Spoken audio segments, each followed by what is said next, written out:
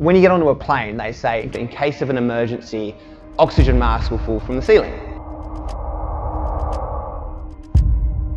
Then they say put yours on first before helping others. And I think it's so true to life, be it professional, be it personal. You have to look after yourself before you can help others. And that's what my story has been. I'm Sebastian Terry. I'm an international keynote speaker, an author, TV host of my own reality show, and founder of 100 Things and Kindsum. Well, it was the death of a close friend that spurred Seb Terry to ask himself the big question, how do I live a life without regret? If today was my last day here, could I look back at everything that I've done up to now and be really happy and proud, knowing that I wouldn't change anything? Well, over my 8-year speaking career, I started in a tiny school in Canada in the middle of nowhere, and now I get to travel around the world speaking to some of the biggest brands in the world, sharing my story, sharing my insights, and I guess ultimately helping people to change their lives in really positive ways. It gives them an agile toolkit to use in every facet of their lives, so that any given moment they can easily give themselves permission to choose what the next step is for themselves and for those around them. The moment I was told my life was in jeopardy was the first moment I ever gave myself permission to consider my own version of happiness. A split-second decision that anyone can do that allows them to tap into and understand their values, the things that turn them on inside, the things that really light them up. The bedrock of a meaningful list is understanding values. Understanding your values, understanding your family values, understanding the values of your organization, and of course, understanding the values of your clients. Retrospectively, what I've learned is that my story really isn't about my list and the things I've achieved. It's simply been a vehicle for me to understand who I am on a deeper level. And the secret, I think, to being a happy person, a happy workplace, a productive workplace that really offers something special to other people, I think it's when we realize who we are and then simply be ourselves. Passion inspires passion. Imagine a world where everybody is passionate about the things that they do. You, family members, people in the organization, your clients. Imagine if everyone's passionate, or you're able to get that out, find what they're passionate about. I deliver 2 keynotes. One is 100 Things, which is centered around my story of creating a list and pursuing that.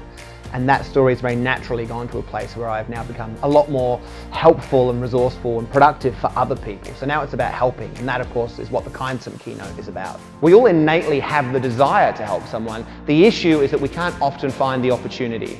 The Kindsum keynote deals very much with emotional intelligence, how to build compassion and empathy, understanding, communication, honesty, authenticity in the workplace. Once you get the hang of that, then you can really impact others outside of your small circle. This isn't a typical keynote, it's more of an opportunity for those in the room to give themselves a moment to really see if they're on course. A lot of us either help ourselves too much or try and help other people too much, and of course this is about balance. I think what organizations are realizing now is that a happy individual is a much better employee. And so if you really kind of focus on the mental state, the work-life balance of your employees, the productivity rates go through the roof, retention of course increases, and it's just a general happier workplace to be in. The untapped potential of human connection can be the difference between a life well lived or a business well led. Companies go through so much change nowadays, and trying to overcome adversity is something that's really common. But if you have a safety net of knowing why you're doing what you're doing, the how will become much more clear and much more apparent. I'm very fortunate now to be in a position where I get to speak to workplaces about how to make social impact.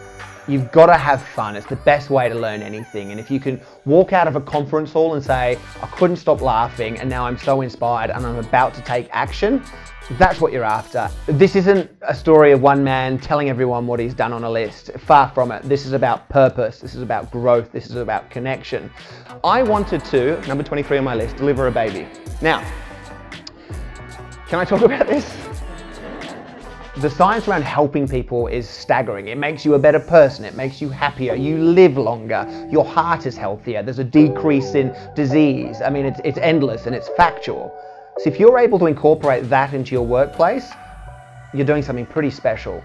In the same way, the best way to learn to ride a bike is to ride the bike, not just watch someone do it.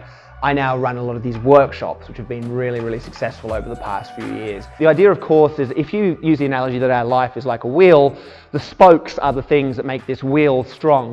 In this ideal world, what are your pillars? What are the things that make you, you? What are the things that without, you just wouldn't feel like yourself? And then at the end of the workshops, people are told to take action. So you're going to do it this week? You're going to action that? Today. Today? That's lunch. I can be your accountability buddy.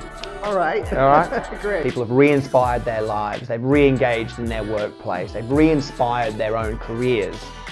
I think we all have the ability in different ways to make a big impact on the planet, and this is mine. I love speaking, and I think I'm fortunate to say that the feedback's always brilliant. What's on your list? Take a moment today to ask yourself that question, because I think that the answer has a potential to change not just your life, but the life of people you haven't even met yet. And I couldn't think of anything more important. Ask yourself, ask someone on your table, ask a family member, ask a stranger, but ask your client too. Because if you understand the values and they're aligned, magic can happen, and that's what we're here to do, create magic. So thank you so much for listening. I appreciate it. Thank you. I'm not a big fan of motivational speakers, but you made me one.